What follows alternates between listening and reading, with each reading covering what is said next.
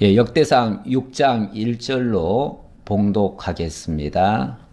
레위의 아들들은 게르손과 그핫과 무라리요. 그핫의 아들들은 아므람과 아스할과 헤브론과 우시엘이요.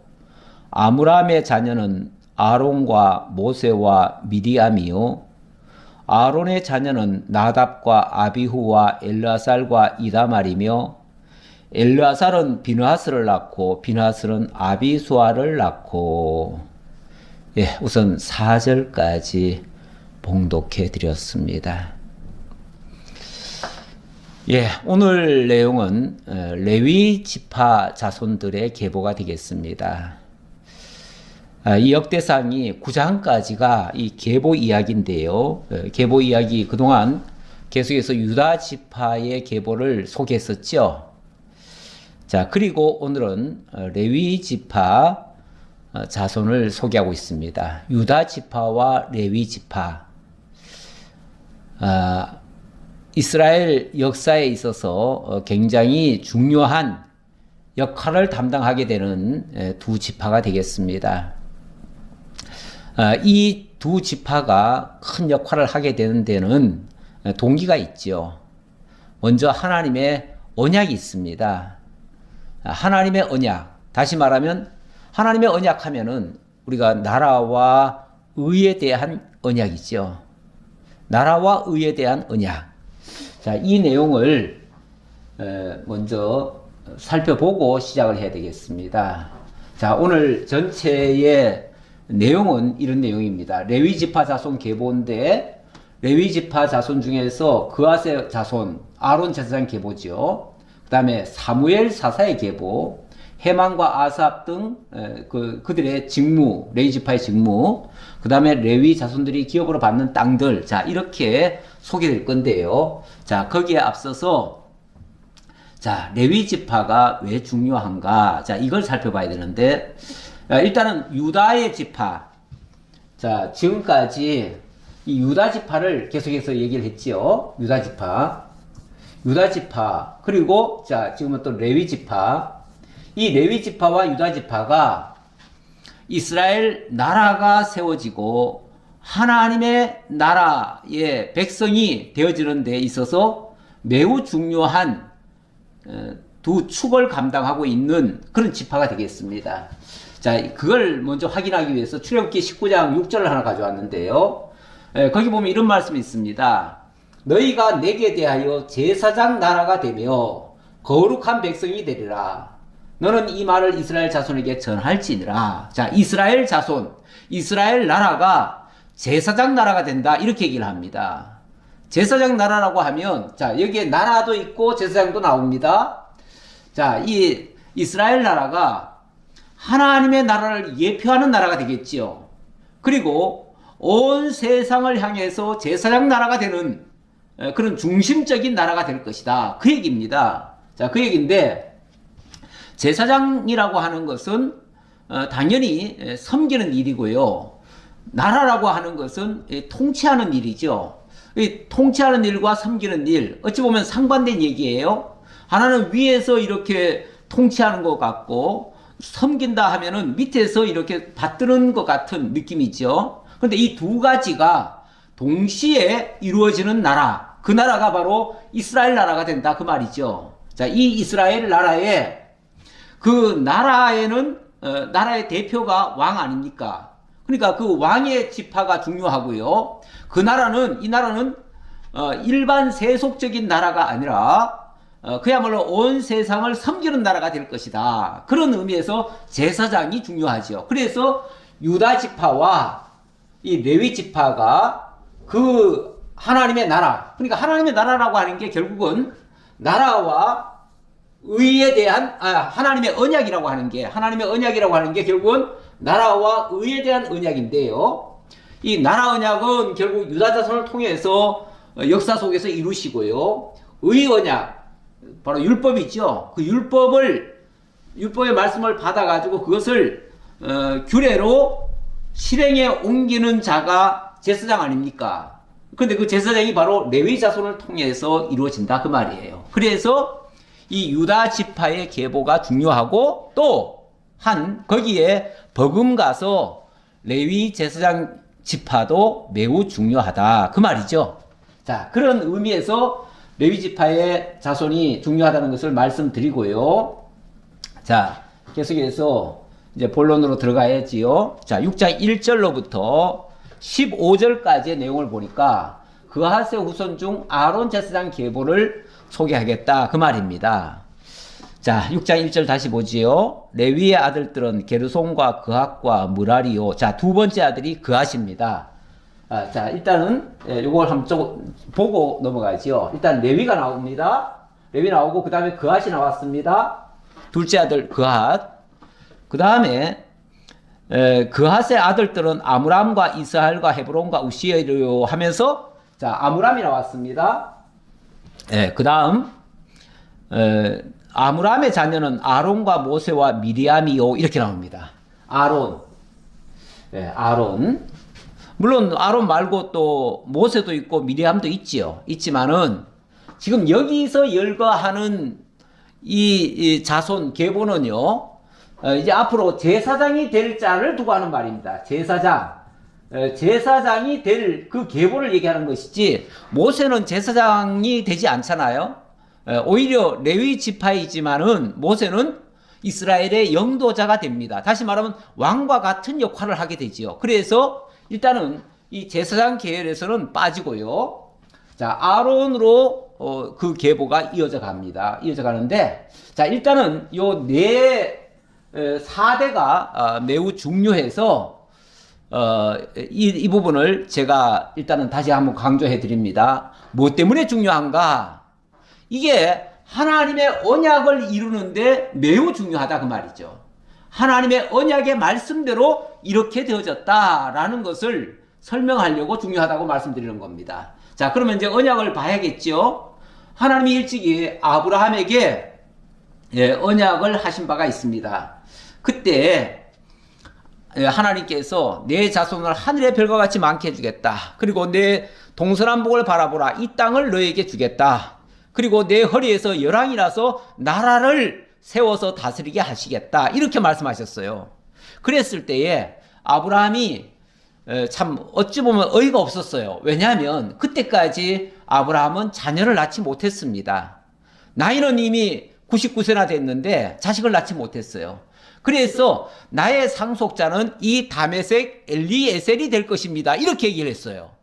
내가 죽으면은 이제 내 이 유산은 누가 가져가겠습니까? 내 아들이 없는데.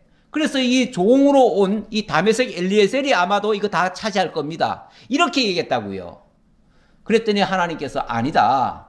반드시 내 아내 사라가 아들을 낳을 것이고 그 아들 때에 가서 이렇게 될 것이다. 이렇게 생육번성할 것이다. 라고 말씀하시면서 그 연이어서 하신 말씀이 이 13절에 나오는 말씀입니다. 이때 무슨 말씀을 하시냐면 하나님께서 이렇게 말씀하십니다. 여호와께서 아브라함에게 이르시되 너는 반드시 알라. 내 자손이 이방에서 계기되어 그들을 섬기겠고 자 너의 자손이 자 이제부터 내가 내 자손을 줄 건데 그 자손이 이방으로 내려가서 계기될 것이다. 이거는 애굽에 내려가서 계기된다 그 말입니다. 뿐만 아니라 그들은 400년 동안 내 자손을 괴롭히리니 자 그래서 애굽에 내려가는데 그냥 내려가 사는 게 아니라 그들로부터 종이 돼가지고 그들로부터 학대를 당할 것이다. 그 얘기죠. 자, 그러다가 내 자손은 4대 만에 이 땅으로 돌아오리니 4대 만에 이 땅으로 돌아오리니 이는 아모리 족속의 제약이 아직 가득 차지 아니함이니라 하시더니 그럼 왜 이걸 빨리 안 이루어줍니까? 라는 질문에는 아직 이 아모리 족속 가나안 땅의 족속들이 아직은 심판할 때가 아니야. 심판이라고 하는 것은 죄가 어느 정도 가득 차야 되거든요. 아직 심판할 때가 아니다 그 말이죠. 자 그러면 심판할 때까지 너희는 애굽에 내려가서 거기서 생육번성하고 그리고 돌아와야 된다 그 얘기죠. 자 그러는데 자 여기 4대만이라고 하는 말이 나왔지요. 내 자손은 4대만에 자 이 얘기가 나왔는데 자 여기 봅시다. 레위 자손 때에 애굽으로 이스라엘 백성들이 내려가게 됩니다. 내려가는데 그핫, 아므람, 아론 때 와가지고 4대가 됐죠? 그때에 애굽에서 올라옵니다. 자, 보세요. 정확히 4대 말이 되겠고요. 그리고 앞에서 400년 동안 될 것이다 했는데 이 기간이 400년이에요. 정확하게는 430년인데 여기 종살이 하던 시절이 400년이라고 했으니까 결국 앞서 그 요셉이 총리하고 있을 때는 그들이 핍박을 안 받았다 그 말이죠. 그들이 그때는 대접을 받고 환영을 받았었어요. 그런데 나중에 400년간은 미움을 받았어요. 그래서 초기에는 그들이 행복하게 지냈다가 나중에는 굉장히 고통 속에 살았었음을 알 수가 있고요. 결국 이렇게 되어진 것은 정확히 하나님의 말씀으로 되어졌다라는 것을 알 수가 있습니다. 자, 10절을 볼까요? 10절에 보면 요하나는 아시아라를 낳았으니 이 아시아라는 솔로몬이 예루살렘에 세운 성전에서 제사장의 직분을 행한 자이며, 자, 여기 솔로몬이 세운, 자, 이 자손에서 쭉 내려와가지고, 자, 이 자손에서 쭉 내려와가지고, 여기 10절에 아샤랴, 이 아샤랴가 있었고, 아샤랴는 솔로몬이 성전을 짓고 그 성전에서 제사장이 되었다 그 말이죠. 성전 제사장이 되었다. 그래서 이 자손에게서 정통성 있게 이 대제사장이 계속해서 이어졌다라는 증명입니다. 자, 그래 놓고 자 15절 봅시다. 여호와께서 느부갓네살의 손으로 유다와 예루살렘 백성을 옮기실 때 여호사닥도 가니라. 자, 그리고 그 다음에는 쭉 내려가다가 나라가 멸망을 당합니다. 바벨론에 의해서. 자, 바벨론에 의해서 멸망을 당했으니까 당연히 성전이 파괴되어지죠. 파괴되어졌으면 그러면 제사장 가문이 끊어져야 맞지요. 끊어져야 맞는데 그게 아니고 비록 성전은 무너졌고 이스라엘 나라는 무너졌지만 하나님께서는 그 제사장 여호사닥, 이 여호사닥을 하나님께서 붙드시고 바벨론으로 데려가셨다 그 말이에요. 데려가셔서 나중에 그들이 다시 돌아올 때는 이제 나중에 누가 돌아옵니까? 이 아론의 16대 손, 바로 이 역대상을 기록한 에스라가 돌아오지요. 그래서 이 정통성이 있는 이 제사장 가문이 그대로 이어졌다라는 것을 증명하는 그런 내용이 되겠습니다. 자, 그렇게 보시고요. 자, 그렇게 보시면은 이제 다음으로 넘어갈 수가 있지요. 자, 16절로부터 30절. 자, 여기서는 이 그앗의 자손, 레위 자손 가운데서 누가 나오게 되냐면 사무엘이 나오게 됩니다. 사무엘이 나왔다는 것을 증거하는 내용이 되겠습니다. 이 사무엘 얘기가 16절로부터 30절까지 소개되는데요. 22절 볼까요? 22절. 그앗에게서 난 자는 곧 그 아들은 암미나답이요 그의 아들은 고라요 그의 아들은 아실이요 그의 아들은 엘가나요. 이렇게 합니다. 엘가나. 자, 엘가나라는 사람이 등장을 하지요. 자, 엘가나가 나오고 그 다음에 27절 볼까요? 27절. 예. 27절에 보면 그의 아들은 엘리압이요 그의 아들은 여로함이요 그의 아들은 엘가나라. 사무엘의 아들들은 맏아들 요압이요 다음은 아비야라. 그러는데 여기 27절이 약간 쭉 내려오다 말고 다시 또 엘가나가 또 나와요. 또 나오고 그리고 사무엘의 아들들은 이렇게 하는데 요게 약간의 그 번역상에 좀 약간 의아하게 됐더라고요. 그래서 제가 다른 번역서를 좀 찾아봤는데 사무엘이라는 말이 사실은 27절에 나오더라고요. 그래서 엘가나의 아들이 사무엘이다 이 말입니다. 사무엘. 그래서 엘가나의 아들 사무엘. 요거는 그 사무엘 상에도 사무엘의 모든 그런 내용은 이 사무엘 상에 또 있거든요. 있어서 거기에 내용과 일치됨을 알 수가 있는데요. 여기는 물론 간단하게 적어놨지만 그 내용까지는 안 적어놨지만 이 사무엘의 등장을 매우 중요시하게 됩니다. 왜 사무엘이 중요하냐면 이 사무엘 시대 때 와가지고 이 제사장의 계열이면서도 사실은 사무엘은 제사장으로 등극하지는 않습니다. 사무엘이 제사장이 되는 게 아니라 이다말 계열에서, 자 여기 계열이 비느하스 계열이 있고요. 자 그거부터 먼저 살펴봐야겠네요. 비느하스 계열이 있고 이다말 계열이 있습니다. 자 이게 어디 나오는 얘기냐면, 자 일단은 3절에 보면 이런 말이 나옵니다. 아론의 자녀는 나답과 아비후와 엘르아살과 이다말이며, 자 이 아론의 아들이요. 자 아론부터 먼저 잠깐 볼까요? 자 아론의 아들이 넷입니다. 나답과 아비후와 엘르아살과 그리고 이다말, 이렇게 네 사람인데 이 나답과 아비후는요 다른 불을 들이다가 그만 죽어버렸어요. 죽어버렸고 이 엘르아살은 비느하스를 낳았어요. 비느하스를 낳았는데 이 비느하스는 발람 때에 이 이스라엘 민족이 이제 애굽에서 출애굽해가지고 나중에 모압으로 거쳐서 약속의 땅 가나안으로 들어가잖아요. 들어가는데 그 모압쯤에 왔을 때 그때 발람이라고 하는 선지자를 동원해가지고 이스라엘을 저주하려고 했습니다. 이스라엘을 완전히 진멸시키려고 했어요. 그랬을 때 하나님께서 그 발람 선지자에게 오히려 이스라엘을 축복하게 만들었죠. 자, 그랬는데 발락에게 돈을 어마어마하게 받았어요. 받고 나니까 직접 저주는 못하겠고 이스라엘이 망할 수 있는 방법을 하나 알려줬어요. 그 방법이 뭐냐면 우상에게 제사를 드리고 그 제물을 이스라엘에게 갖다 주면 이스라엘이 그 고기를 먹고 술을 먹고 그리고 음행을 할 것이다. 그렇게 되면 하나님께서 진노하셔서 그들을 치실 것이다.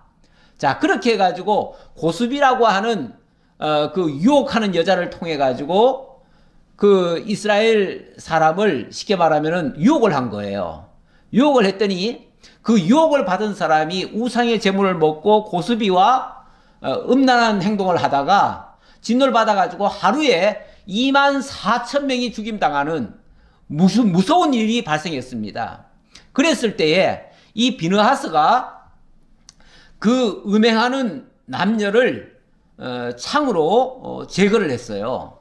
그랬을 때에 하나님께서 뭐라고 그러냐면 이 비느하스에게 내 마음을 시원하게 하셨다 그러면서 내가 평화의 언약을 주겠다 이렇게 말씀하십니다. 그래서 이 비느하스에게 평화의 언약을 준다고 했는데 이 평화의 언약이라고 하는 게 뭐냐면요, 이거 잘 이해하셔야 됩니다. 평화의 언약이라고 하는 게 이게 하나님과 죄인 사이를 평화로 이어주게 하는 사역이다 그 말이에요. 다시 말하면 자 하나님과 인간 이 사이가 어떻게 됐습니까?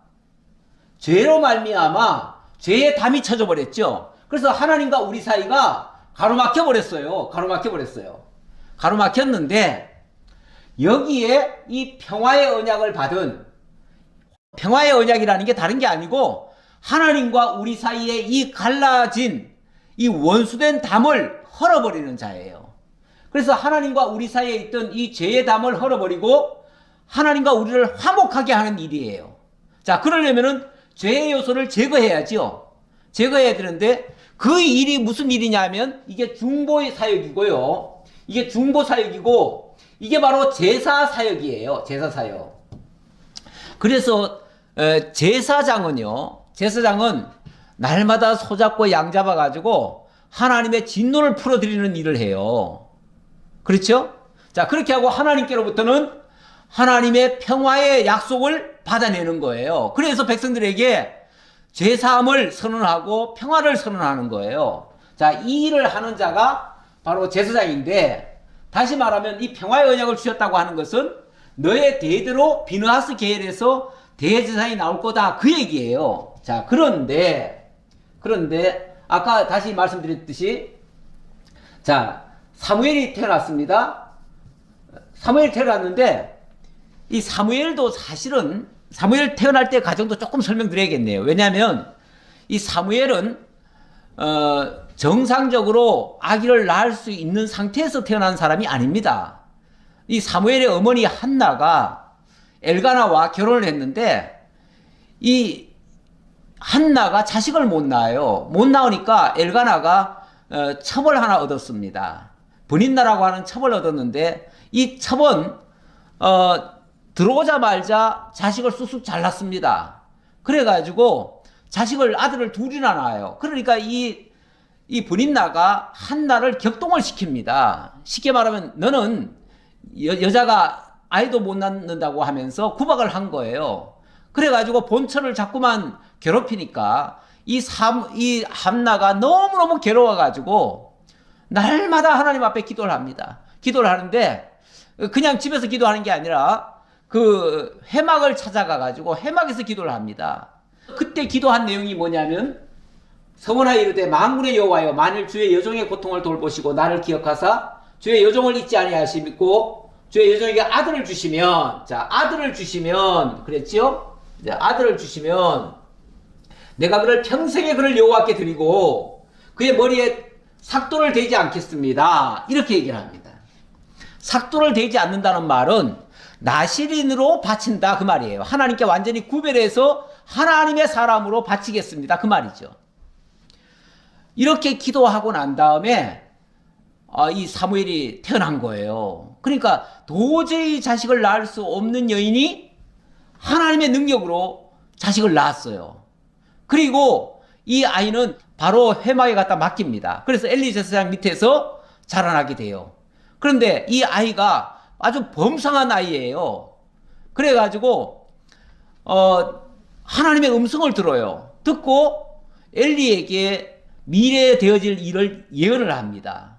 그 예언을 하는데 다시 말하면 제사장에게 이 어린아이가 예언을 하는 거예요. 예언을 하니까 사실은 이 사무엘이 일종의 선자가 된 거죠. 선지자격이 되는 거죠. 하나님이 선자로 쓰시는 거예요. 그러면서 너의 집안이 하루아침에 다 망할 것이다. 너의 자식들은 다 어려서부터 거지가 될 것이다. 막 이런 식으로 예언이 나와요. 이건 사실 저주 같은 얘기 아닙니까? 근데 이게 하나님의 음성이니까 엘리도 꼼짝 못하고 그렇게 이제 이 말을 받아들여요. 받아들이는데 그런데 아까 얘기했듯이 엘리 제사장은 쭉 거슬러 올라가 보면 이다말 계열입니다. 자, 이다말 계열이면은 이다말이 정상적으로 제사장 계열이 될 수가 없지요. 그런데 이 비느하스, 아까 제가 비느하스가 그 평화의 언약을 받았다고 했잖아요. 그러면 평화의 언약을 받은 이 비느하스 계열이 제사장이 나오는 게 정상인데 여기서 안 나오고 갑자기 끊어진 거예요. 끊어져 가지고 엘리 가문이 나왔던 거예요. 그런데 이 비느하스 계열에서 누가 나오냐면 사무엘이 나온 거예요. 쉽게 말하면은 사무엘이 나온 거예요. 그러니까 어떤 권력적인 암투가 있었던 것 같아요, 중간에. 그래서 이 계열에서 제사장이 안 나오다가 이제 사무엘이라는 사람이 나오고, 그리고 이쪽에는 이다말이 제사장 노릇을 했는데 하나님께서는 이 엘리 가문을 사실은 무너지게 한다는 거죠. 그래서 엘리의 두 아들이 있었는데 두 아들이 굉장히 불량한 사람입니다.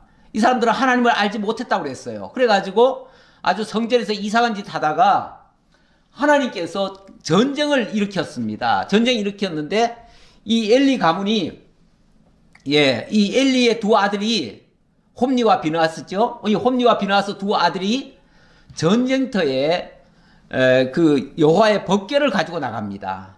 그러니까 자기들이 하나님을 안 믿으면서 법궤만 가지고 나가면 마치 전쟁이 이길 것처럼 하나님의 법궤를 요술단지처럼 생각한 거예요. 자, 그렇게 가져나갔다가 전쟁에서 지고요. 자기들은 죽고 그 법궤는 빼앗겨 버렸습니다. 그 얘기를 엘리 제사장이 듣고는 기절을 해버립니다. 그리고 뒤로 나자빠져 가지고 그 길로 죽어버립니다. 그리고 나니까 그의 아들, 그의 며느리가 자식을 낳다가 그만 이 소식을 듣고 이제 우리 가문은 망했다. 여호와께서 우리를 떠나셨다. 이렇게 선언합니다. 이렇게 선언하는 바람에 여호와께서 우리를 떠났다라는 말이 이가봇입니다. 이가봇. 그래서 엘리의 손자 이름이 이가봇이에요. 이가봇 시대에 가서 진짜 제사장 역할을 이제 다 끝나는 거죠. 제사장을 나중에 하기는 하는데 빌어먹다가 결국은 나중에 다윗의 대적 관계에 있는 사람을 돕다가 망하게 되어지죠. 그래서 이 가문의 제사장 계열은 끝납니다. 끝나고 나중에 이 계열에서 제사장이 나오게 되고, 여기서 나오는 사람이 나중에 보면 사독입니다. 사독이 나와서 다윗 시대에 이 사독이 다시 이 정상적인 제사장 계열이 되어집니다. 자, 이런 내용이 이 사무엘 시대에 있고요. 또 그리고 이 사무엘이 또 중요한 이유는요. 자, 사무엘은 아까 선지자 역할을 했다고 그랬죠? 선지자 역할만 했는데 선지자 역할만 한 게 아니라 나중에 보면 이 엘리 가문이 다 망해버리니까 제사장 역할도 합니다. 그래서 나중에 보면은 사울 때에 사울을 위해서 제사를 드려주기도 하고 그렇게 합니다. 뿐만 아니라 이 당시는 아직 왕이 없을 때입니다. 왕이 없을 때이기 때문에 왕노릇까지 합니다. 왕과 같은 역할을 하지요. 이런 사람을 뭐라고 그러냐면은 사사라고 그럽니다. 사사. 다시 말하면 사사는 선지자는 아니에요. 하지만 선지자 역할을 하고요. 제사장은 아니에요. 하지만 제사장 역할을 하고요. 왕은 아니지만 왕 역할을 합니다. 결국은 이 세 가지 역할을 다 수행하는 자가 어떤 자입니까? 사사지요. 옛날로 말하면 사사고, 이 사사가 장차 우리 주 예수 그리스도가 이 삼직을 수행하실 그리스도이심을 예표적으로 보여주는 사람이에요.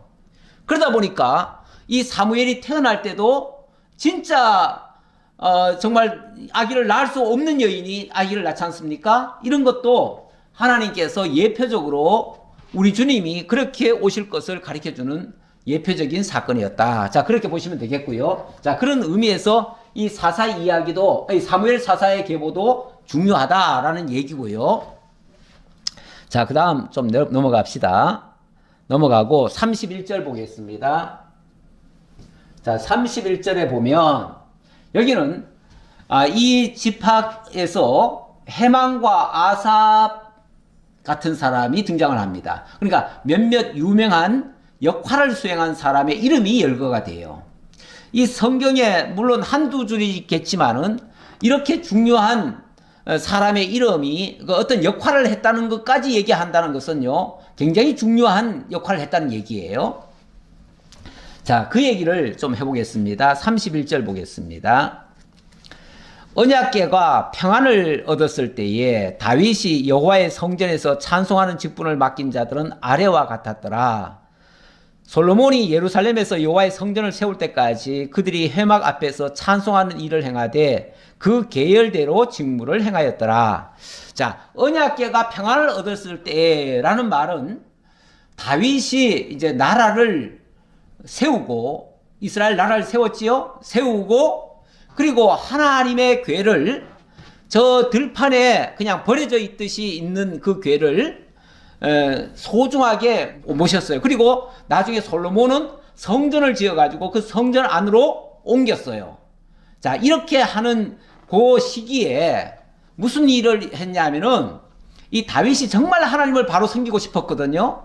그래가지고 그때 여호와를 찬양하는 자들을 세웠습니다. 그 찬양하는 자들 가운데 어떤 사람이 있었냐면은, 자, 33절에 보니까 직무를 행하는 자와 그의 아들들은 이러하니 그앗의 자손 중에 해만은 찬송하는 자라. 찬송하는 자라. 해만이라고 하는 사람이 등장합니다. 자, 해만. 해만이라는 사람이 등장하는데 이 해만은 누구냐? 자, 역할은 찬송하는 자라고 그랬고요. 이 사람이 누구냐를 소개하는데, 해만은 찬송하는 자라. 그는 요엘의 아들이요, 요엘은 사무엘의 아들이요. 그랬으니까 자, 사무엘의 아들이 요엘이고요. 그러니까 해만의 아버지가 요엘이고 요엘의 아버지가 사무엘이니까 결국은 이 해만은 손주인 거죠. 손자가 되겠죠. 자, 그렇게 보시면 되겠습니다. 자, 이렇게 사무엘의 그 계열에서 쉽게 말하면 여호와를 찬양하는 자가 나왔다 그 말입니다. 그러니까 이거는 자, 사무엘가는 어쨌든 제사장은 아니었잖아요. 그 당시까지. 제사장은 아니었지만 매우 소중한 역할을 했다. 무슨 역할? 하나님 찬양하는 일을 했다 그 말이죠. 제사장의 역할과 찬송하는 역할이 사실은 그다지 다르지는 않습니다. 물론 직접 하나님 앞에 소잡고 양 잡아서 제사 드리는 일이 제사장의 역할이죠. 그런데 찬송하는 일 역시도 그 하나님의 그 놀라운 능력과 그 은혜의 영광을 드높이는 자 아닙니까? 드높이는 자. 어찌 보면 제사 드리는 것은 형식적인 면이라면 찬송이라고 하는 것은 실질적인 그런 내용이죠. 그 형식과 내용이 더 풍성해지는 거죠. 과거에는 이 찬양이라는 게 없었잖아요. 어떤 면에서 없었는데 이 다윗이 원래 하나님을 많이 찬양했던 사람이에요. 그러다 보니까 이 찬양의 중요성을 알고 그 찬양을 통해서 하나님을 드높이는 일, 이걸 했던 거죠. 자, 그래서 이 헤만이라는 사람을 뽑아서 정말 어찌 보면은 이 하나님께 제사 드리는 행위와 찬양하는 일을 함께 묶은 거예요. 묶어가지고 더 풍성하게 내용적으로 하나님을 드높이는 일을 하게 됐다. 자, 이렇게 보시면 되겠습니다. 그런 의미에서 매우 중요하다. 자, 44절 볼까요? 44절에 보니까 그들의 형제 무라리의 자손 중 그의 왼쪽에서 직무를 행하는 자는 에단이라. 왼쪽에서 직무를 행하는 자가 에단이라는 사람이 나오고요. 에단. 자, 일단 적어놔 봅시다. 에단 있고, 제가 하나 빠뜨렸는데요. 39절에 보면, 헤만의 형제 아삽은 헤만의 오른쪽에서 직무를 행하였으니, 자, 오른쪽에서 행하는 자. 이 에단은 왼쪽에서 행하고요. 자, 요 위에 쉽게 말하면 헤만이 있고요. 헤만이 있고, 헤만의 왼쪽에서는 에단이 돕는 자고, 오른쪽에서는 아삽이 도왔다. 이렇게 얘기를 합니다. 아삽. 이 아삽은 유명한 사람입니다.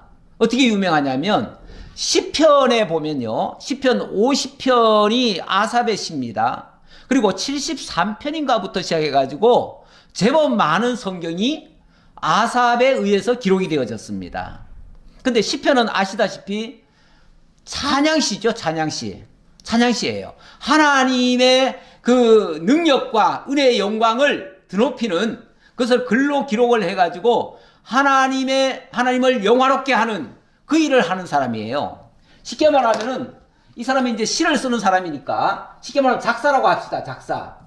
작사자라고 하고, 에단은 왼쪽에서 돕는 자라 그랬어요. 자, 작사가 앞에서 오른쪽에서 돕는 자라면 왼쪽에서는 쉽게 말하면 또 작곡이라고 합시다. 이건 뭐 정확히 무슨 역할을 했는지는 몰라요. 그러나 왼쪽에서 돕는 자를 했다. 이 사람은 오른쪽에서 돕는 자를 했다.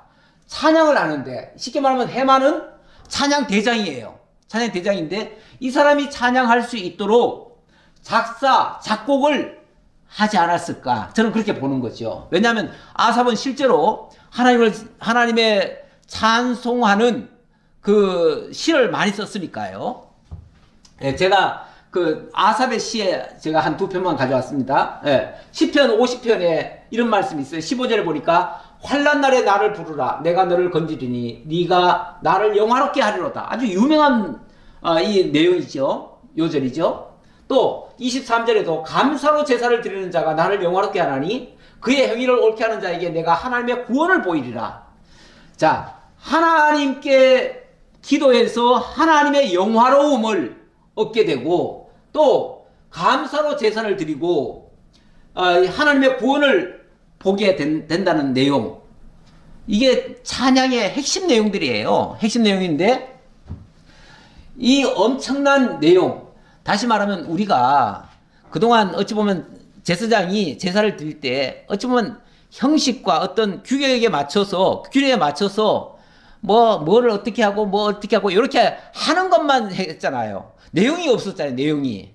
그런데 이때부터는 그 내용이 있는 거예요. 내용이. 찬양이라고 하는 것은 그냥 이렇게 형식적으로 부르는 게 아니고 내용을 가지고 하나님을 드높이는 겁니다. 자, 그렇게 해서 이 제사장 계열에서 쉽게 말하면은 이제 하나님의 은혜 영광을 풍성하게 드높이는 이 역할을 하게 됐다. 얼마나 소중한 일이에요. 예, 그래서 요거를 뺄 수가 없습니다. 요거는 굉장히 중요하다는 것을 말씀드렸고요. 자, 그래 놓고 54절로 넘어갑시다. 자, 54절에 보면 54절로부터 81절까지는 자, 내용은 좀 깁니다만은 이거는 뭐 사실 내용은 한 내용이에요. 뭐 여러 가지 내용은 아니고요. 한 내용입니다. 레위 자손들이 기업으로 받은 땅들을 소개하는 그런 내용이 되겠습니다. 자, 54절 볼까요? 그들의 거주한 곳은 사방 지게 안에 있으니 그들의 마을은 아래와 같으니라. 아론 자손 중 곧 그핫 종족이 먼저 제비 뽑았으므로 그들에게 유다 땅의 헤브론과 그 사방 초원을 주었고. 자, 61절도 볼까요? 그핫 자손은 남은 자에게 절반 지파, 즉 므낫세 반 지파 종족 중에서 제비 뽑아 10성읍을 주었고, 게르손 자손에게는 그들의 종족대로 이사갈 지파와 아셀 지파와 납달리 지파와 바산에 있는 므낫세 지파 중에서 13성읍을 주었고, 무라리 자손에게는 그 종족대로 르우벤 지파와 갓 지파와 스불론 지파 중에서 제비 뽑아 12성읍을 주었더라. 자, 여기 보니까 뭐 어떤 지파에서는 13성읍, 어떤 지파는 12성읍, 어떤 지파는 뭐 10성읍 뭐 이렇게 줬다, 이렇게 얘기를 합니다. 이건 무슨 소리냐면 이건 각 지파별로 준 거거든요. 무슨 소리냐면 이게 일종의 11조입니다. 11조. 자, 그러기 전에요. 이 말을 하기 전에 기본적으로 레위 지파는 기업이 없습니다. 하나님께서 이스라엘 전체를 다 점령한 다음에 이스라엘 12지파에게 땅을 나눠줍니다. 땅을 나눠줄 때 레위 지파는 빼버렸어요. 왜 뺐냐면 이미 요셉 지파에서 2지파가 나왔잖아요. 그래서 레위 지파는 별도 지파로 따로 빼놓고 레위 지파에게는 뭐라고 말씀하시냐면은 내가 너희의 기업이 되어줄게, 이렇게 말씀하십니다. 그러시더니 나중에 뭐라고 그러시냐면은 12지파에게 너희가 각각 받은 것에서 11조를 내라 그러십니다. 11조를 내니까 예를 들어서 성읍을 100개 받았으면은 10개 내놔야 돼요. 그리고 또 땅을 예를 들어서 10,000평을 받았으면은 1,000평을 내놔야 돼요. 또 집을 100채를 얻었으면은 10채는 내놔야 돼요. 그러면 자, 10 중에 하나를 달라고 하신 건데 그 달라고 하는 거 주면은 아깝나요? 자기 걸 주는 건가요? 그거 줬다고 빼앗겼다고 생각할까요? 억울하다고 생각할까요? 아깝다고 생각할까요? 그럴 수 없지요.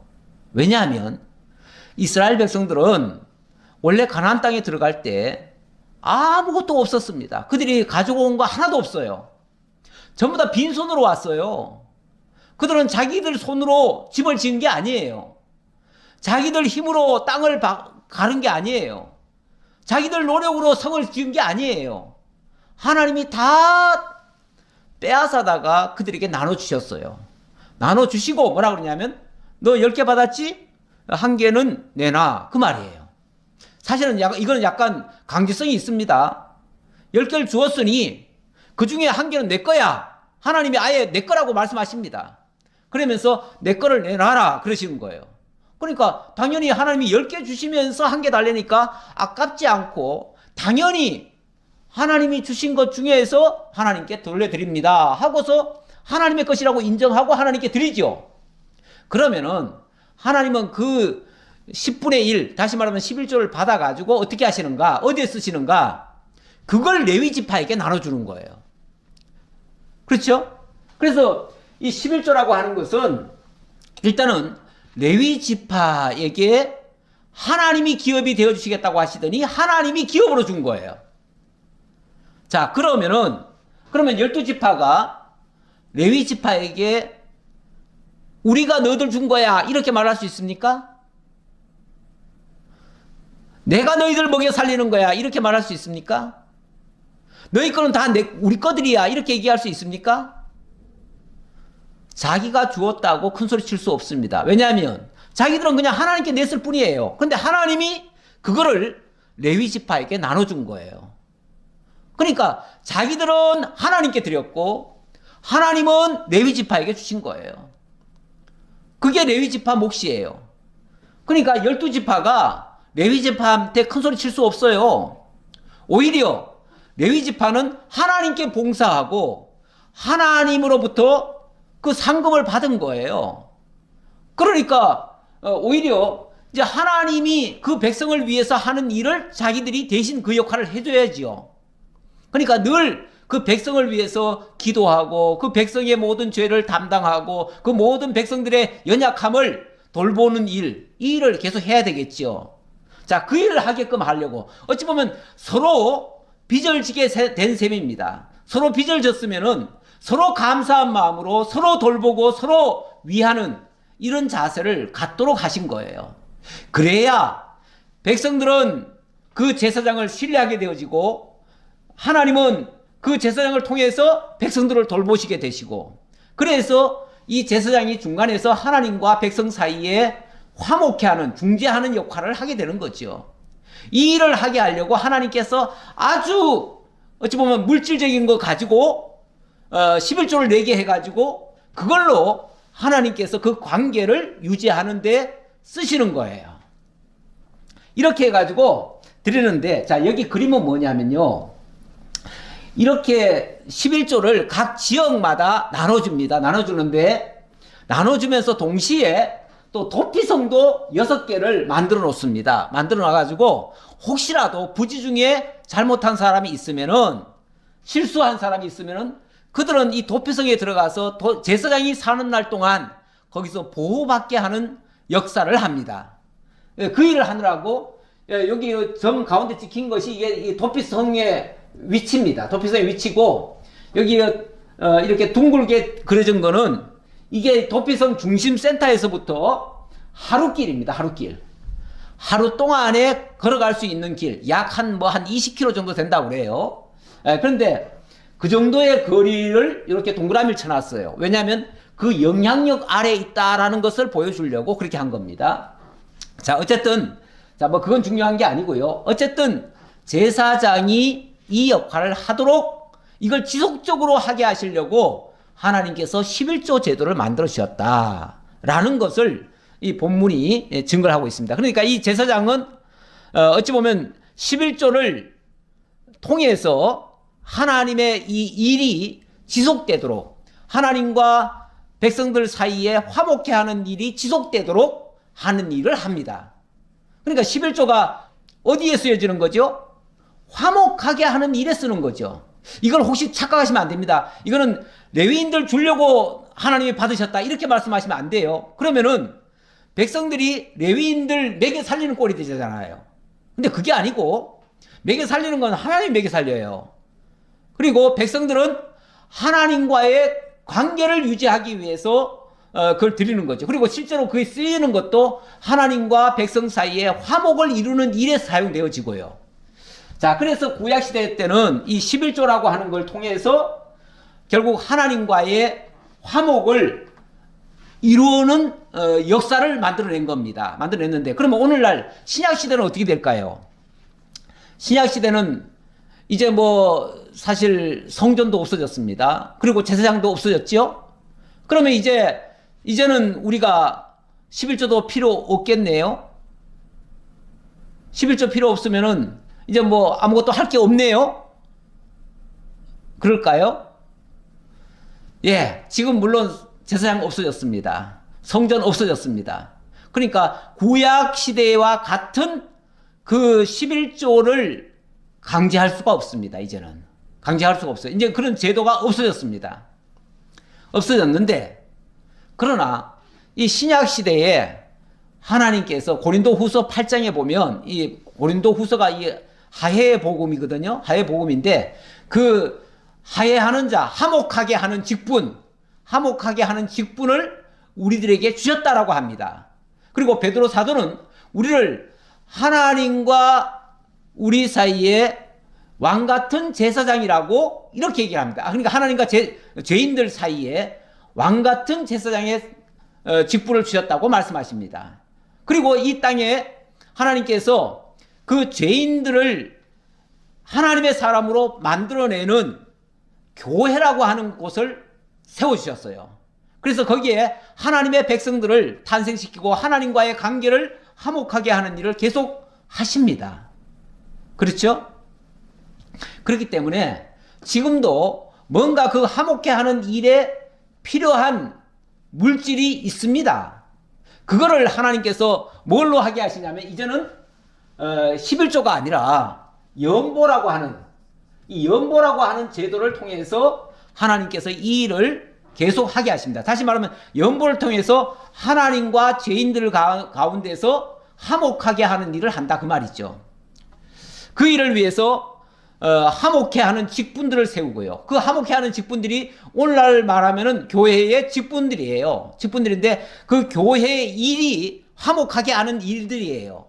그게 선한 일이고, 자, 그 일을 위해서 신약 시대는 연보를 하게 하십니다. 그래서 이제 구약의 헌금과 동일하지는 않지만 그러나 이 화목하게 하는 일은 동일합니다.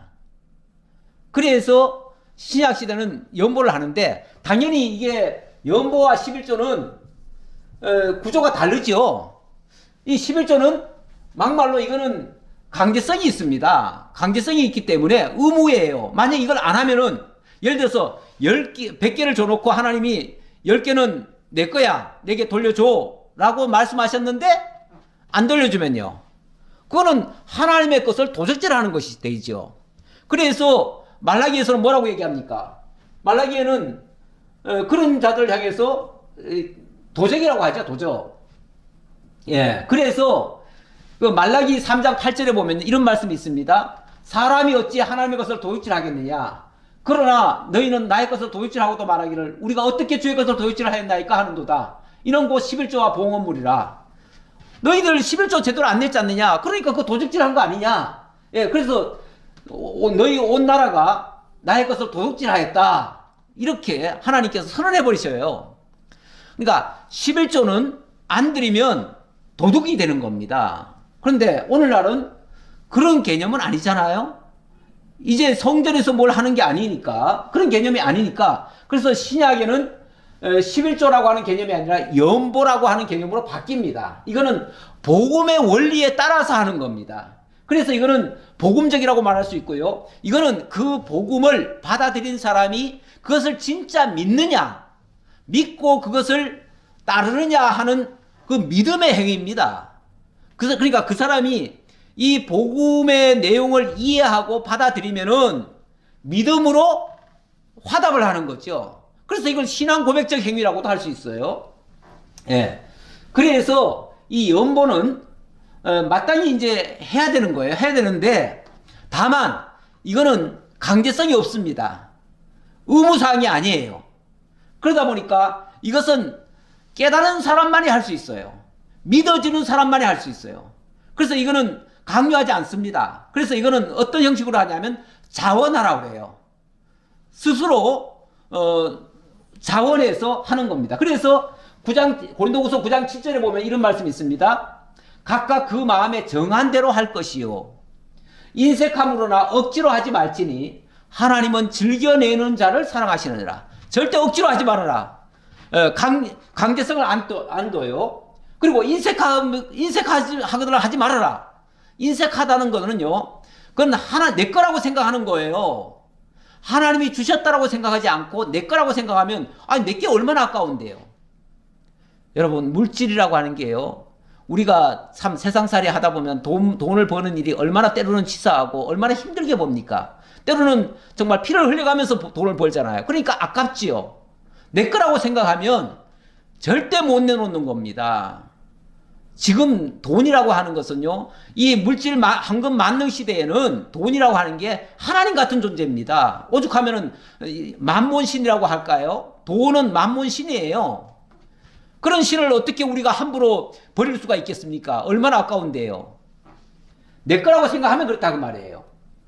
그래서 이 연보는 내 거라고 하는 사람은 절대로 못하는 겁니다. 예. 그런데 이런 생각이라야 할 수가 있어요. 어떤 생각이요? 나와 내 백성이 무엇이게 이처럼 즐거운 마음으로 드릴 힘이 있었나이까? 모든 것이 주께로 말미암아 싸우니 우리가 주의 손에서 받은 것으로 주께 드렸을 뿐입니다. 이게 하나님 겁니다. 하나님이 주신 것을 하나님께 돌려드립니다. 이런 자세가 아니면은 우리는 연보 못한다 그 말이죠. 그걸 억지로 요구해서도 안 되고요. 왜요? 그게 그 사람의 신앙인데 신앙을 어떻게 강요합니까? 그러니까 오히려 가만히 내버려 두고 그 사람이 정말 믿음을 쓰는지 안 쓰는지 그걸로 오히려 판가름할 수가 있어요. 어떤 면에서 그래서 연보라고 하는 게 하나님이 우리에게 주신 믿음의 저울이에요. 믿음의 저울. 저 사람이 정말 내가 그에게 은혜를 끼치고 하나님께로부터 복을 받았다고 하는 사실을 믿고 있는가 아닌가를 확인하는 거예요. 어린 애기들에게 과자를 하나 사줘놓고 그 과자 나 좀 줄래? 하면은 어떤 애들은요 안 줘요. 이거 내 거야 하고 안 줘요. 그 어른이 과자 살 돈이 없어가지고 그 애기한테 과자 달라고 하겠습니까? 살려면은 10개, 100개도 살 수 있어요. 그런데 그 아이에게 그걸 내놓으라고 하는 것은 치사하게 내놓으라고 하는 이유는 그거는 그 아이가 이 아버지가 사준 거에 대한 감사를 느끼고 있는지 정말 나를 아버지로 인정하고 있는지 어찌 보면 그거를 확인하는 작업이에요. 당신이 사랑했다라고 하는 것을 인정하고 있는지 그 사랑을 확인하는 거예요. 그러니까 믿음과 사랑을 확인하기 위한 수단으로서 어찌 보면 하나님께서 연보를 요구하시는 거예요. 근데 이거는 믿음이 없는 사람은 절대 못하지요. 이거 못 믿는 사람이 무슨 일을 하겠어요? 절대 안 하지요. 그래서 믿음 없는 사람은 사실은 안 하는 게 맞아요. 안 해야 돼요. 안 해야 맞습니다. 연보 억지로 하는 거는 그렇게 유도해도 안 되고요. 뭐 어떤 목사님은 보니까 그러시더라고요. 자기는 교회에서 연보를 엄청 강조한대요. 왜냐하면 그게 성도들 복받게 하는 비결이라는 거예요. 연보를 많이 해야 하나님께 복을 받을 거 아니냐 그러시는데 만약에 그런 논리면요. 그런 논리면 목적이 하나님께 복받기 위해서 미리 내는 뇌물 성격이죠. 하나님 나 복받고 싶어요. 그런데 하나님 내가 연보를 많이 해야 하나님이 복 주신다니까. 그때는 사실 연보라는 말도 안 하죠. 헌금이죠. 헌금. 헌금이란 말은요. 돈을 바친다는 말이에요. 근데 이 말은 구약적 개념으로는 맞겠지만 신약적 개념으로는 굉장히 사실은 안 좋은 말이에요. 연보는 전혀 다릅니다. 연보는 그래서 만약에 그런 식의 논리라면 그거는 뇌물이에요. 뇌물. 하나님께 뇌물 드리고 복 많이 받겠다는 얘기인데 그 도둑심보예요. 심하게 말하면은. 근데 연보는 그렇지 않습니다. 연보는 이게 버릴 연자입니다. 이 버릴 연자에다가 보충할 보자거든요. 다시 말하면 버린다는 것은 자기 희생이잖아요. 나의 희생이라고 하는 것도 다른 말로 하면 그 사랑이에요. 사랑을 통한 채움입니다. 채우면 뭘 채우느냐? 빈 걸 채우는 건데 죽은 걸 살리는 것이고요. 그게 생명입니다. 그런데 이거는 이 고린도 후서 이 원리가 어디서부터 나왔냐면 고린도 후서 8장 9절에 나옵니다. 고린도 후서 8장 9절에 보면 우리 주 예수 그리스도의 은혜를 너희가 알거니와 부요하신 이로써 너희를 위하여 가난하게 되심은 그의 가난함으로 말미암아 너희를 부요하게 하려 하심이라. 자, 우리 하나님은 천지의 대주제십니다. 그리스도십니다. 만왕의 왕이십니다. 뭐가 부족하십니까? 근데 그 부요하신 분이 이 낮고 천한 곳에 정말 죄와 사망 가운데 죽었던 자들을 위하여 당신이 낮아지셨어요. 자기를 희생하신 거예요. 그리고 정말 낮아져 있던 우리들, 죄와 사망 가운데 있던 우리를 이렇게 세우신 겁니다. 우리를 부요케 하신 거예요. 이게 연보입니다. 결국 그리스도의 그 희생이 나를 살렸고 그 은혜를 입은 우리가 또 하나님의 사랑하는 대상을 살리기 위해서 쓰여질 연보를 하는 거예요. 그러니까 나의 연보가 그런 자들 위해서 쓰여지면 그것이 하나님과의 화목을 이루는 결과가 된다 이 말이죠. 하나님과 원수되었던 자가 하나님께로 나오게 되잖아요. 그래서 그가 새 생명을 얻고 구원을 얻게 되는 거 아니겠어요? 이 일을 위해서 하는 일이다 보니까 이것이 보통 이게 정말 참 고차원적인 복음이 아닙니다. 다시 말하면 그만큼 귀한 복음이다 그 얘기죠.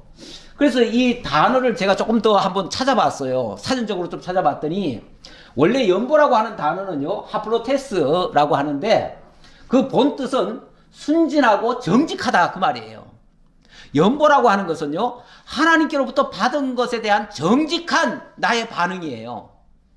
네. 하나님이 주셨다는 것, 그러니까 내가 연보를 한다는 것은 하나님이 내게 주셨다는 것을 인정한다 그 말이에요. 그걸 고백한다 그 말이에요. 그러니까 나의 믿음의 표현이죠.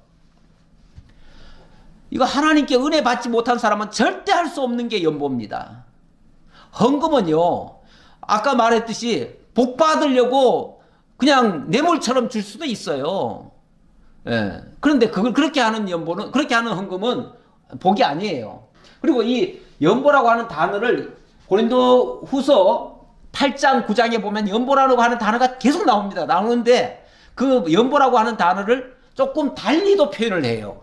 때로는 율로기아, 때로는 카리스, 때로는 아가도스 이렇게 얘기를 하는데 이게 우리 번역에는 율로기아는 복이라고 번역이 되어 있고 카리스는 은혜라고 번역이 되어 있고 또 아가도스는 선한이라고 이 표기가 되어 있어요. 근데 이게 다 연보를 가지고 하는 말이에요. 똑같이.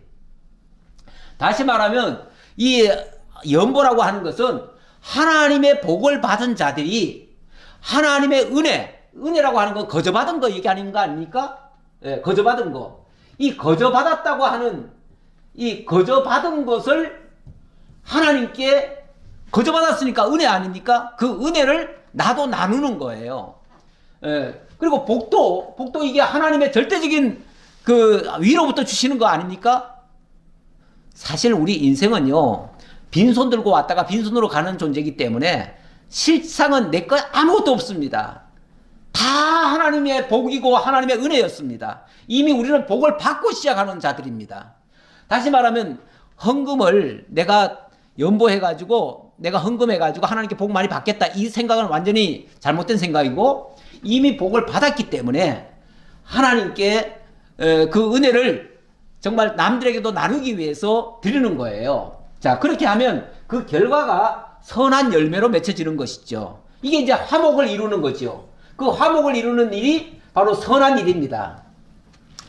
예, 이렇게 해서 연보는 정말로 하나님의 아주 귀중한 그 복음에 대한 하나님이 우리에게 주신 그 복에 대한 정말 어찌 보면 화답이라고 할 수 있고요. 믿음에 대한 정직한 표현입니다. 정직한 표현이기 때문에 뭐 어떤 사람은 그렇게도 얘기해요. 아니 뭐 헌금 많이 한다고 믿음 좋아? 또 뭐 헌금 안 낸다고 그럼 뭐 우리가 뭐 어떻게 해? 헌금이라고 하는 또 이 연보라고 하는 것이 달리 얘기하면요. 그 사람의 믿음의 척도예요. 믿음 없는 사람은 절대 연보 못 하고요. 믿음 있는 사람만이 할 수 있습니다. 이 모든 것이 하나님의 은혜라는 것을 알지 않으면 못 하지요. 그러니까 연보 못 하는 사람은 사실은 교회 일도 하지 말아야 됩니다. 왜냐하면 믿음 없이 어떻게 일을 합니까? 이 교회라고 하는 것은 진리의 반석 위에 믿음으로 세워가는 그런 기관입니다. 그런 기관이고 그 일을 통해서 하나님의 은혜가 나눠지는 역할이에요. 그러면은 어찌 보면 이 일들이 때로는 허탄해 보이기도 하잖아요. 요즘 신학교 교수님 중에 이 교도소 사역을 하시는 분이 있더라고요. 교도소 사역을 하시는데 뭐 한 달에 한 번씩 이렇게 가시는데 한 번 갈 적마다 재소자들 한 명당 10,000원씩 영치금을 넣어준대요. 그리고 또 예배 드리고 나면은 빵이나 뭐 이런 것들을 같이 나눠 먹는데요. 그렇게 하려면 수십만 원이 들어갑니다. 매번 갈 적마다 수십만 원 들고 가가지고 그들에게 다 퍼주고 그냥 오는 거예요. 아, 그 교도소 직원들이 뭐 나중에 뭘 우리한테 무슨 도움이 됩니까? 도움이 안 되지만 그냥 복음 전하는 거예요. 그래서 복음을 전한다고 하는 거, 이 선한 일을 한다고 하는 게요, 어찌 보면 전도서에 있는 말씀처럼 물 위에다가 씨앗을 뿌리는 거예요. 그냥 흘려버리는 것 같아요. 중국 선교하고 캄보디아 선교하고 뭐 몽골에 선교하시는데 그것도 맨날 가서 돈 쓰는 일이에요. 다 갖다가 허비하고 낭비하는 것 같죠. 이걸 믿음의 눈으로 보지 않으면요, 전부 다 허탄한 일이에요. 낭비하는 일이에요. 그러니까 교회에서 자꾸 그런 일을 한다고 하면 믿음 없는 분들은요, 믿음 없는 분들이 만약에 직임을 맡아놓으면은 그런 거 계속 브레이크가 옵니다. 왜 우리 교회 안 쓰고 왜 엉뚱한데 남한테 그렇게 갖다 버리느냐? 왜 낭비하느냐? 왜 쓸데없이 돌아다니느냐? 사실은 뭐 제가 지금 신학교 강의하지만 신학교에서 돈 한 푼 안 나오지만은 그래도 가서 말씀 전합니다. 혹시라도 이것이 왜 교회에서 쓸데없이 돌아다니느냐? 왜 돈만 쓰러 다니느냐? 이러신다면은 이해 못 하시는 겁니다. 정말 믿음 없는 이야기가 될 수도 있습니다. 그래서 정말 믿음 없이는 교회일도 안 하는 게 차라리 낫습니다. 교회를 한답시고 직임 맡아가지고 정말 이렇게 해버리면은 교회 일이 다 올스톱이 돼버립니다. 복음을 하지 못합니다. 복음을 전하지를 못합니다. 그래서 이 연보라고 하는 것은 단순히 뭐 돈을 낸다 이런 개념이 아닙니다. 우리 하나님께서는 우리가 드리는 그 연보하는 그 마음, 그 믿음이죠. 그 믿음을 하나님이 받으시는 거지 돈을 받으시는 게 아닙니다. 사실은 돈은 우리가 쓰는 거죠. 우리가 쓰는 건데 복음에 쓰는 거죠. 정말 화목하게 하는 일에 쓰는 거죠. 선한 일에 쓰는 거죠. 그래서 우리가 이 사실을 분명히 알고 정말 선한 일에 쓰임 받으면 좋은데 그렇지 않으면은 정말 하나님의 일을 하다가 낙심하고 실망하는 일도 많습니다. 쓸데없는 일을 하는 것 같고요. 낭비하는 것 같고요. 그렇게 하는 것은 온전치 않다는 걸 얘기하고요. 우리가 이거 하나 기억해야 될 것 같습니다. 우리가 자유자인가 종인가? 아나니아 삽비라 사건에서 보면 아나니아가 그 뭐 정말 뭘 갖다가 하나님께 바치겠다고 얘기해 놓고는 그걸 절반을 감췄죠. 그리고는 이것밖에 없다 그러고 안 내놨지요. 그랬을 때 베드로가 묻습니다. 그렇게 얘기했죠. 땅이 그대로 있을 때는 네 땅이 아니며 판 후에도 네 마음대로 할 수가 없더냐 이 말이죠. 이건 네가 자유자인데 왜 사탄에게 속아가지고 종로로 타느냐 그런 얘기죠. 우리가 종이 되면 안 되는 거예요. 오늘 말씀의 결론은 이걸 가져왔습니다. 누가복음 7장 47절에 네 이름으로 내가 네게 말하노니 그의 많은 죄가 사해졌도다. 이는 그의 사랑함이 많음이니라. 사함을 받은 일이 적은 자는 적게 사랑하니라. 이 얘기는 어디서 나온 얘기냐면은 예수님께 한 여인이 갑자기 귀한 향유를 갖다가 다 발에다가 쏟아붓습니다. 그러니까 거기에 함께 있던 사람들이 왜 쓸데없이 허비하냐고, 왜 낭비를 하냐고 그렇게 그 여자를 막 책망을 하지요. 그랬을 때 예수님께서 그가 내게 좋은 일을 하였다. 그러면서 하신 말씀이 이 얘기입니다. 사랑을 많이 받은 사람은 많이 사랑한다. 사실 그 여자가 어찌 보면 그 향유는요, 그 집안의 재산입니다. 전 재산. 근데 그 전 재산을 예수님의 발에다가 다 쏟아부었거든요. 어떻게 이런 짓을 할 수 있습니까? 이건 미친 짓 같잖아요. 그런데 예수님이 그렇게 얘기합니다. 그 예수님을 초대한 사람이 누구냐면 바리새인이었거든요. 바리새인한테 뭐라고 그러냐면 너는 내가 들어왔을 때 발 씻을 물도 안 줬다. 그런데 이 여인은 자기의 전 재산을 나한테 다 쏟아부었다. 왜 그랬겠느냐? 죄사함이 많은 자는, 그 하나님의 사랑을 많이 받은 자는 그 많이 사랑한다. 누가 더 사랑하겠느냐? 죄사함 많이 받은 사람이죠. 바로 이 여인이다 그 말이죠. 우리가 하나님께로부터 사랑을 많이 받았고 하나님의 은혜를 많이 받았고 하나님의 복을 많이 받았다고 하면 당연히 연보에도 인색하지 않습니다. 그러나 그것을 깨닫지 못하면 우리는 인색할 수밖에 없고 계산적인 이 머리로 돌아가게 되죠. 그리고 우리가 가지고 있는 모든 재산이 다 우리 거라고 생각하는데 예수님이 한 부자에게 그런 말을 했죠. 그 부자가 내가 이 재산을 이렇게 많이 모았으니 이제부터는 잘 먹고 잘 살자, 누리자 했더니 예수님 뭐라고 그래요? 하나님은 이르시되 어리석은 자여 오늘 밤에 내 영혼을 도로 찾으리니 그러면 너의 준비한 것이 누구에게겠느냐? 자기를 위하여 재물을 쌓아두고 하나님께 대하여 부여하지 못한 자가 이와 같으니라. 예, 우리가 자기만을 살찌우려고 하다 보면은 결국 하나님께는 부여하지 못할 수가 있습니다. 하나님의 선한 일에 부여하지 못할 수가 있습니다. 이것은 연보의 인색함을 얘기하는 얘기입니다. 자, 그렇게 되어지면 이런 자유자가 아니죠. 그리고 정말 어리석은 모습이죠. 어리석은. 예. 오늘 밤에 영혼을 하나님이 거두시면 모아놓은 게 다 헛건데요. 예. 예. 이렇게 물질관에 대해서 우리가 사실은 자유자가 돼야 됩니다. 자유해야 됩니다. 물질의 종로로 타면 안 됩니다. 물질에 벌벌 떨면 안 됩니다. 물질이 두려워서 하나님의 일을 못했어도 안 됩니다. 우리는 하나님의 선한 일을 위해서 물질 정도는 자유롭게 사용할 줄 아는 그런 자가 오히려 지혜자가 될 것입니다. 기도하겠습니다. 아버지 하나님 감사합니다. 오늘 하나님께서 역대상을 통해서 레위 지파가 하는 일과 또 레위 지파에게 하나님이 허락한 그 복을 다시 한번 살펴보았습니다. 모든 것을 감사드렸고 예수님 이름으로 기도하옵나이다. 아멘.